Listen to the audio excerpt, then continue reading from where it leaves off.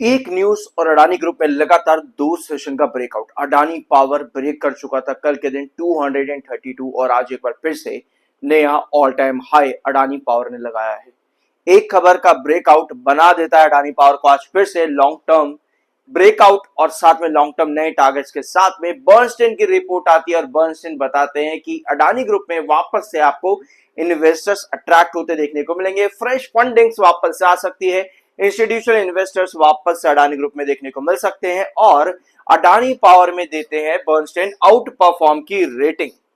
Out perform की rating भी दे दी जाती है अडानी पावर को। टारगेट ऑल दो थोड़ा सा अजीब आप लोगों को दिखेगा क्योंकि 177 बर्नस्टीन ने यहां पर टारगेट दिया है, बट जो रेटिंग है वो आउट परफॉर्म की रिटेन करी है।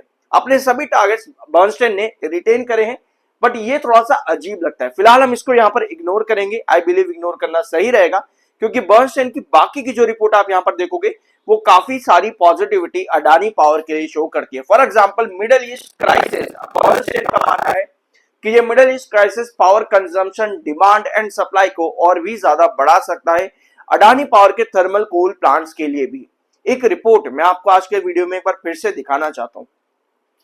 ये वाली रिपोर्ट आप लोगों ने मेरे चैनल पर कई बार देखी होगी।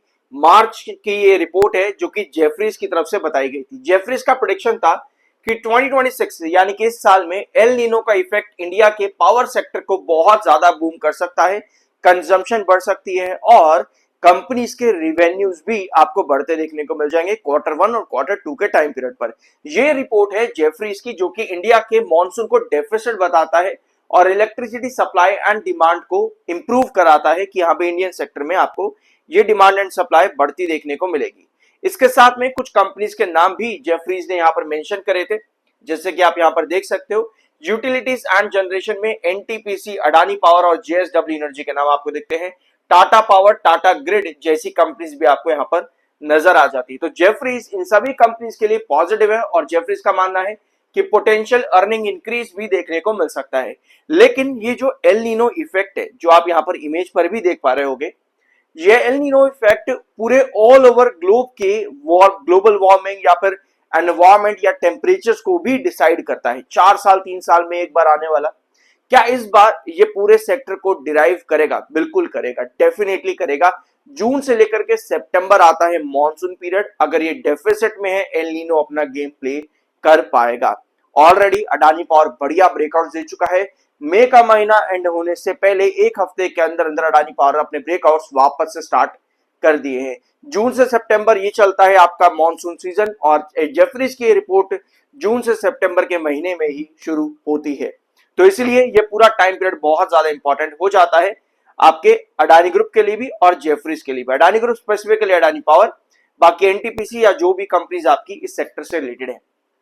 अब आज के दिन मेरे चैनल पर आपको अडानी टूल गैस का वीडियो मिल जाएगा। उसमें 2 कॉन्सेप्ट हम लोगों ने बहुत डिटेल में सीखे हैं, प्लीज जाकर के जरूर देखना। स्पेसिफिक रीजन आज अडानी पावर का, एक तो हमको मालूम है बर्नस्टीन की रिपोर्ट, दूसरा स्पेसिफिक रीजन आता है कल के दिन का सेशन का वॉल्यूम एंड डिलीवरी।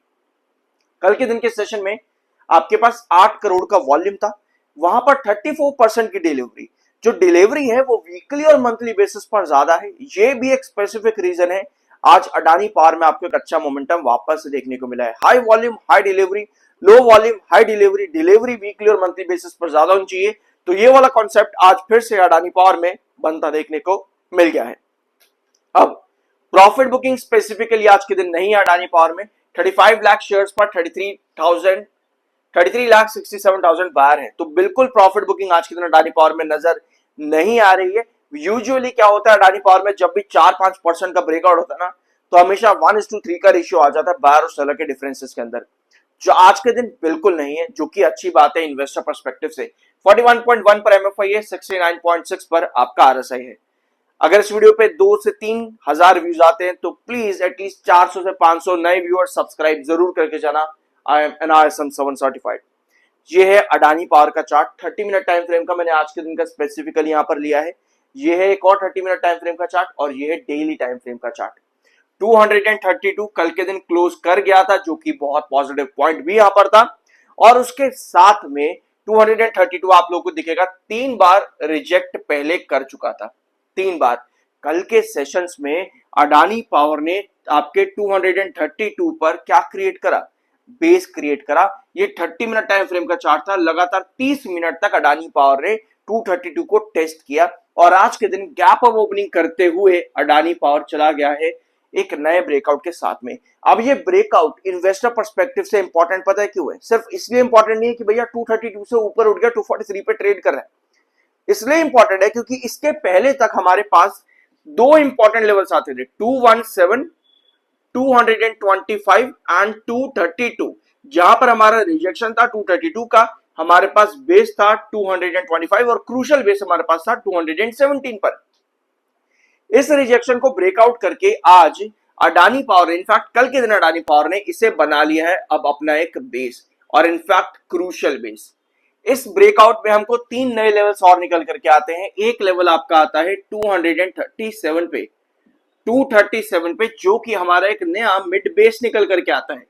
जब भी आपको नए ब्रेकआउट्स मिलते हैं वो ब्रेक धीरे धीरे करके सस्टेन करता है, तो यस आपके पास नए लेवल्स भी निकल करके आते हैं जो कि आपके नए बेस लाइन्स का काम करते हैं। तो आज अडानी पावर में यही चीज हुई है। 30 मिनट टाइम फ्रेम पर आपका जो क्रूशियल बेस है वो बन जाता है 232 के पास में, आपके पास जो मिड बेस है वो 237 के पास बन जाता है। और अगर हम रिजेक्शन यहां पर देखेंगे तो आज 242 पर अडानी पावर ने रिजेक्शन फेस किया था 30 मिनट टाइम फ्रेम पर, एक बार दो बार। उसके बाद में आपके पास बुलिश एंगल्फिंग कैंडल बनती है और फिर से एक नए सस्टेनेबल ब्रेकआउट की तरफ चले जाता है। यानी कि अगर हम 237 को एक मिड बेस मान रहे हैं तो आज के दिन 242 पर पहले 30 मिनट के दो 30 मिनट के टाइम फ्रेम के अंदर रिजेक्शन बना करके 242 को भी बेस बनाया है अडानी पावर ने। तो ये ब्रेकआउट आज के दिन का और भी ज्यादा बढ़िया हो जाता है कि एक ही सेशन में दो इंपॉर्टेंट रिजेक्शंस को ब्रेक किया है अडानी पावर के स्टॉक ने। ये एक पॉजिटिव ब्रेकआउट आज के दिन कहीं ना कहीं नजर आता है। ऐसी सिचुएशन पर 242 के ऊपर जितना सस्टेन करेगा उतने और फर्दर ब्रेकआउट के पॉसिबिलिटीज नजर आती हैं। डेली टाइम फ्रेम पर ये ब्रेकआउट आपको कुछ इस तरह से नजर आता है।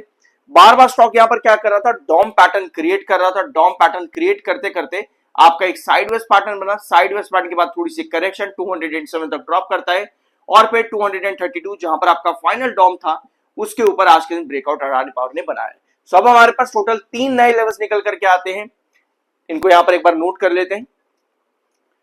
242 एक ये निकल करके आता है, 237 और 232 जो कि आपका क्रूशियल बेस है, ये आपका मिड बेस है, और 242 जो आपका रिजेक्शन था, आज के दिन इसको भी बेस बनाने की कोशिश करी है अडानी पावर ने।